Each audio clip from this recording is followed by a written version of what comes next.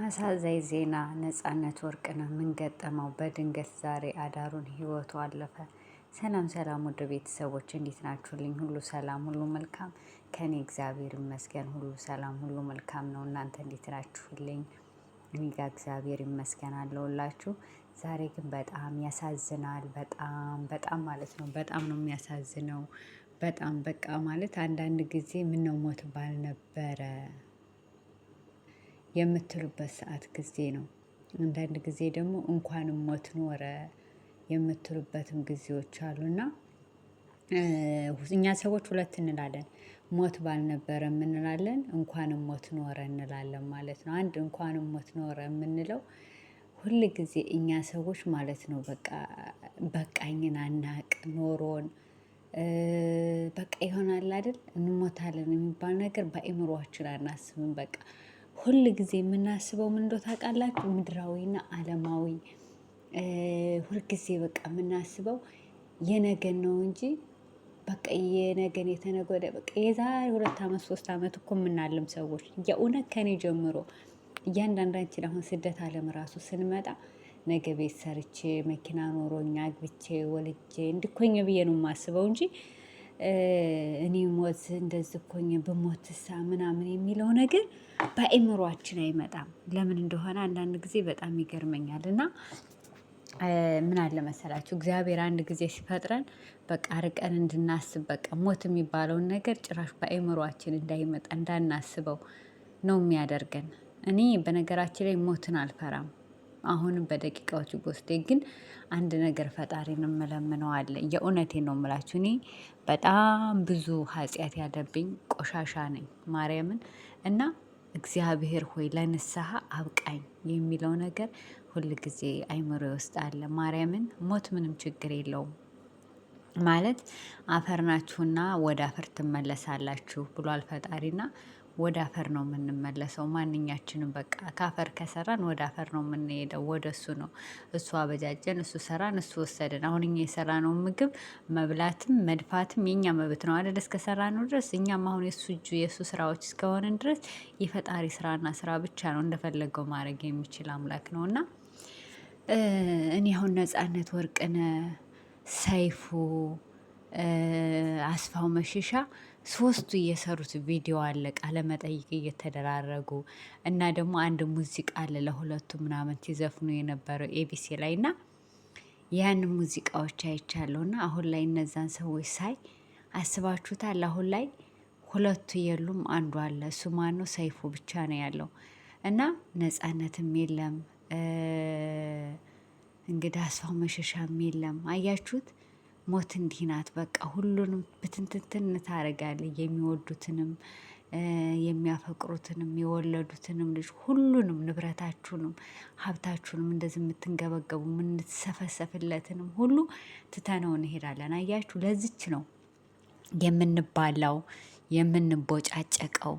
በቃ ማለት አሁን ዝምድ ላይ ስንኖር አንደኛችን ለአንደኛችን እንኳን እንተዛዘንም። በቃ ተሳስበን ወይ አንቺ ትብሽ እኔ ትብሽ ተብለን የምንኖር አይደለንም። በቃ እስከዚህ ድረስ ነው የምንባለው ለዚች ለኮንትራት ኑሮ እና በጣም ያሳዝናል። በጣም ማለት ነው በጣም ነው ያዘንኩትና ነጻነት ወርቅነህ ነፍስ በአጸደ ገነት ትረፍ፣ ተደጓጎቹ ጎን ታኖርህ ነው የምለው። እንግዲህ ያው ጓደኛ አስፊ ወደዛው ጠርቶሃል እንግዲህ እላለሁ ማለት ነው። እና ሰይፉ ደግሞ መጽናናትን ይስጥ ነው የምለው። በጣም የሚወዱትን ጓደኛ ማጣት ማለት ከባድ ነው። ጓደኛ እንኳን ሲባል እንደዚህ ምናምን አይደለም። አብረው እያደሩ አብረው እየዋሉ አብረው እያጠኑ የሚሰሩትን ድራማዎች፣ ፊልሞች፣ ጋዜጠኝነት ምናምን የሚሰሩት አብረው ነው። እና ያንን ነገር ሲሰሩ እንግዲህ ጓደኛ ስትሆኑ የምታጠኑት አለ የምትወያዩት አለ ምናምን በቃ ልክ እንደ ቤተሰብ ማለት ነው።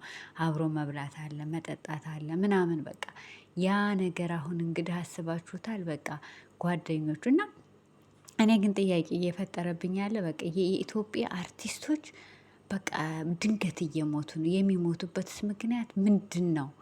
እኔ አሁን ለምሳሌ ነጻነት በምን ሞተ ምንድን ነው ብትሉ ትናንት ሆስፒታል ገባ፣ አዳሩን ሞተ፣ አለቀ። ይሄ ነው የምንሰማው። እና አርቲስቶች ድንገት ጠብ እያሉ ነው። ምንድን ነው ማለት አሁን አብዛኞቹ አርቲስቶች ብተዋቸው ታመው ሳይሆን ወይ የሆነ ነገር ሆነ ነገራቸውን ሳንሰማው ድንገት ነው ህይወታቸው አለፈ ሲባል የምንሰፋው። እንግዲህ እንትና አስፋው መሸሻ ነው እንግዲህ ታሞ መሞላ ህዝብ ተናግሮ ልጄን አደራ ምናምን ብሎ እንግዲህ ህይወቱ ያለፈው አንድ እሱ ነው። በቃ ከዚህ እንግዲህ አርቲስት የምንለው አለ በቃ ሁሉም ድንገት በቃ ጠብ ድንገት ምን እንደሆኑ አናውቅም። በቃ ድንገት እና አንዳንድ ጊዜ አርቲስት ለሀገሮቻችን በጣም አስፈላጊ ናቸው። አብሶ ለኢትዮጵያ ባህላችንን ወጋችንን ስነ ስርዓታችንን ብዙ ነገሮችን አስተዋውቀው ዓለም ላይ እስካሁን ድረስ በዘፈኑም በአልባሳቱም በሁሉም አርቲስቶች ናቸው ያቆዩልን። አሁን ላይ ቲክቶክ መጥቶ እኔም ወጥቼ ውኒጥ ውኒጥ ያው መጥቶ ውኒጥ ውኒጥ ይላል አይደለም።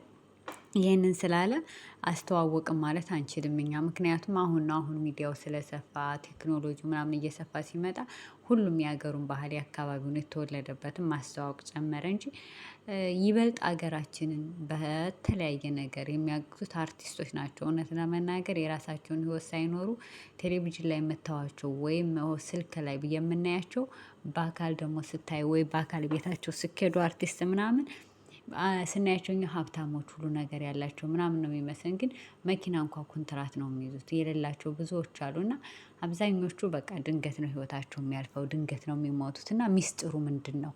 እኔ አሁን ጥያቄ ፈጥሮብኛል። ማለት በቃ አርቲስት ሲባል ወይ ታሞ ወይ የሆነ ነገር ሆኖ አይደለም ድንገት ነው በቃ ሞተን ነው የምንሰማው እንጂ ታሞ ነበር ይሄ ነው በሽታው እንደዚህ ነው ሲባል አንሰማም። ስለዚህ ለምንድነው አርቲስቶቻችን እንደዚህ እየሆኑ ያሉት? እና በቃ አሁን አንጋፋ አርቲስቶች በቃ ሁሉንም ሸኘ ናቸው ማለት አሁን ከአርቲስት ጥሪ እንግዲህ ብንባል ሁላችንም የምናውቃቸው አንጋፋ ከድሮ ጀምሮ በቴሌቪዥን የምንከታተላቸው እንግዲህ ሰይፉ ነጻነትን እንትና ይሄ አስፋው መሸሻ ነው እንግዲህ የምናውቀው።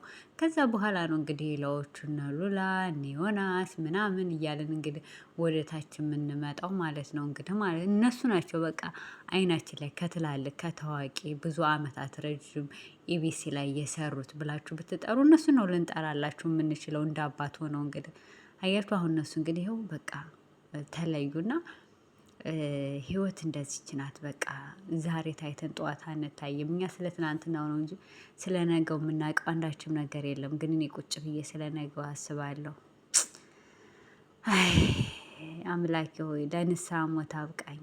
የምር እኔ በቃ አሁን ላይ በቃ ሞት በጣም በቃ ምን እንደሆነ ምንም አታውቁም። በቃ እንደ ዶሮ አሁን የሆነ እንትን አለ አይደል ፈንግል የሚይዘው በቃ እንደዛ ፍንግል ነው የምትሉት። እና ነጻነት ወርቅነህ ነፍስ እንግዲህ በሰላም በአጸገነት ታኖራት ነው የምለው ማለት ነው። እና ከባድ ነው ብቻ ቤተሰቦቹ ውጭ ሀገር ነው ያለችው አሉ ሚስቱ ልጆቹ ቤተሰቦቹም ውጭ ሀገር እንዳሉ ምናምን አሁን ቤተሰቤ ውጭ ሀገር ነው ብሎ አንድ ጊዜ ኢቢኤስን እኮ ለቆ ወጥቶ እንትና ገብቶ ነበር ታስታውሳችሁ? እሸቱ ማለት ነው። እሸቱ መለሰ ገባና ከዛ እሱ ለስድስት ወር ይሆን ለአመት ለስድስት ወር ለአመት ለስድስት ወር ለአመት ምናምን አገለገለና ከዛ በኋላ የቤተሰብ ጨዋታ ላይ ማለት ነው ኢቢኤስ ላይ እሱ እያገለገለ እየሰራ ሲሆን ከዛ ሰይፉ በመካከል ቤት ዩቲዩብ አደገለት ምናምን በራሱ ስራ በራሱ ድርጅት መምጣት ሲፈልግ ወጣ ሄደ። ከዛ ሲሄድ እንደገና ተመልሶ ነጻነት ገባ እና ነጻነት በቃ የሚያስቀው የሚቀልደው ምናምን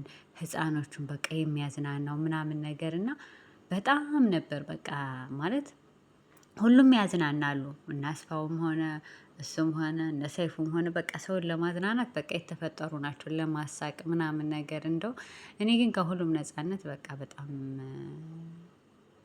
ሲያወራ ሲጫወት ሲያዝናና በቃ የማይረሳ ትውስታዎች ምናምን ያለው ልጅ ነው። እና እኔ ይሄንን ስሰማ በጣም አዝኛለሁ። ነፍስ ይማር ነው የምለው። በቃ እኛ ህይወት እንደዚች ናት እንደዚች ናት። በቃ ለዚህ ህይወት ነው የምንባላው የምንጣላው። እና ነፍስ በሰላም ትረፍ። አርቲስቶች ግን ምንድነው ማለት እኔ አሁን ለአርቲስቶች ጥያቄ ነው የማቀርበው። ምንድነው እናንተ ምንድነው ችግራችሁ? ሰው ሲታመም የሆነ ነገር ሲደርስ የመረዳዳት ግሩፕ የመፍጠር የማውራት ቻንስን ክፈቱ ማለት ቢያንስ እናንተ የማትችሉት በጣም ከባድ ሲሆን ወደ ህዝብ ይፋ አድርጉ። ህዝብ የቻለውን ይርዳችሁ። ስንት ባለሀብት ሞልቷል። ስንት የሚወዳችሁ የማከብራችሁ ሞልቷል። መታከም ካለባችሁ እረፍት መውሰድ ካለባችሁ ምናምን ለራሳችሁም ጊዜ ስጡ ነው የምለው። በቃ አዳር መቼም አትሞላም። እናንተ አሁን ቤት መኪና ኖሯችሁ ነገ ደግሞ ሌላ ነገር ትመኛላችሁና እንደዛ እየሆናችሁ ነው አብዛኞቻችሁ ህይወታችሁ እያለፈ ያለው ላለው ማለት ነው። እንግዲህ ውድ ቤተሰቦች ለሞቱት ነፍስ ይማር እያልኩኝ እዚሁ ላይ ሰናበታችኋለሁ። በአዲስ ቪዲዮ በአዲስ እንትን እስከምንገናኝ ድረስ ቸር ሰንብቱልኝ። ሁላችሁም ነፍስ ይማር በሉ። የምር በቃ ነፍስ ይማር፣ ነፍሱ በአጸደ ገነት ያኑራት እንላለን። መልካም ጊዜ ይሆንላችሁ እንደ ሰዓት አቆጣጠር